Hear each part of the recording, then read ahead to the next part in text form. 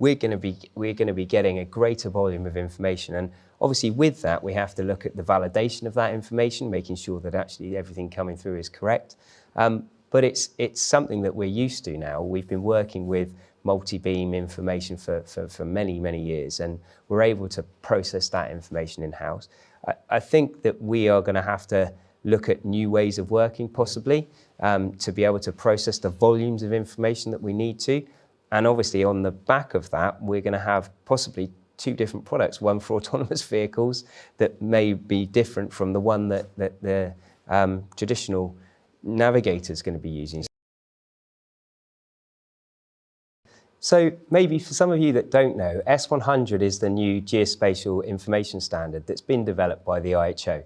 And it's been developed to support a much greater variety of hydrographic information than ever before.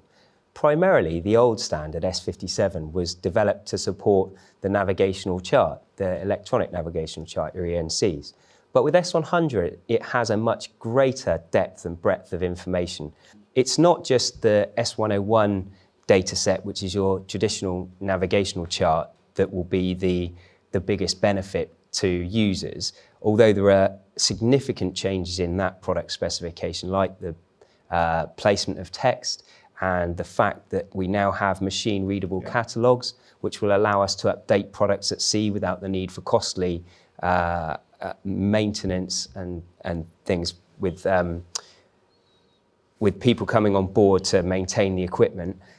But it's the combination of when you use that information, like the S102, which is your bathymetric surface, and your S104, your water levels, then you really start to build in this dynamic picture of the natural environment, which can improve navigational safety, but it can also improve operational efficiencies for ports. It supports that just-in-time arrivals that we've talked about. So all of these are the contributing factors which really make moving to S100 such a compelling reason and a powerful argument for adopting the standards as soon as possible.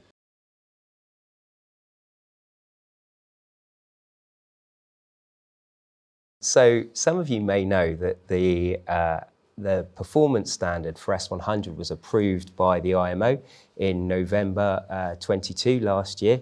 And what this did is it set out an introductory timetable. So we're expecting that from the 1st of January 2026 that there is a standard then, a performance standard that ECDIS systems can be type approved against. That means that they can be used for navigation. Now, the first generation of S100 ECDIS will support not only the S101 standard, but also your S57 ENCs. So it means that there will be dual fuel in all aspects. As we move forward into the next few years, when we get to the 1st of January 2029, the IMO will retire the old performance standard. So you will only ever be able to install a new ECDIS system that complies with S100. So it will be possible to also display your S57 ENC still, but it will be able to display and use and utilize all of the S100 family of standards as well. So that's the timetable for introduction. What it means is if you're still using your old S57 ECDIS today, it will still be compliant.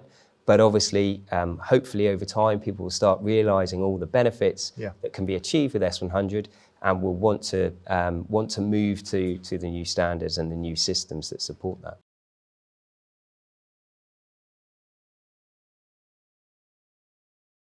That really, I don't think, is possible when we're looking at the S100 suite of standards. It's been made, the UKHO have made the statement that that wouldn't be something that would be supported, primarily, I think, because of the intricacies of trying to map all of the interoperability across from each of the different products.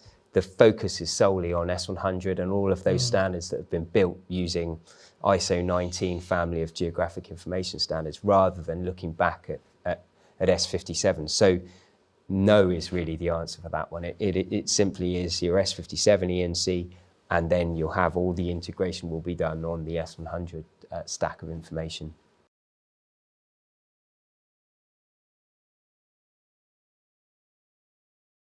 I reflect on my time at sea, and I think of the benefits that ships I've been in have had from going with the ocean current up to a knot and a half in places, thereby helping to reduce the speed consumption that you have to ring on, and thereby the fuel consumption. I think the other great insight that I had was from a port operator that remarked that every metre under the keel that you can open up for a ship going into a tidally constrained port can effectively amount to 1,000 extra containers on that ship. You know, that's a really compelling business case, both in operational efficiency for the ship, but also the port operator, increasing the length of its tidal window, which can only help the profitability of the port and the effectiveness of its port operation.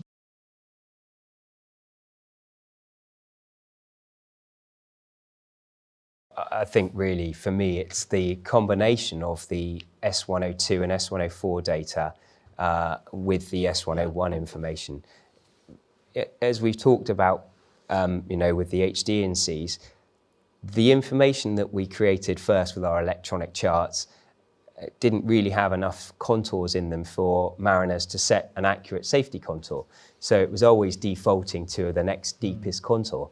However, with our S102 data and the tidal information, you can set a very, very highly accurate safety contour, which will denote your safe and unsafe areas, allow you to load more cargo, allow you to plan more effectively berth-to-berth passages, and really give you the areas that you can and can't go.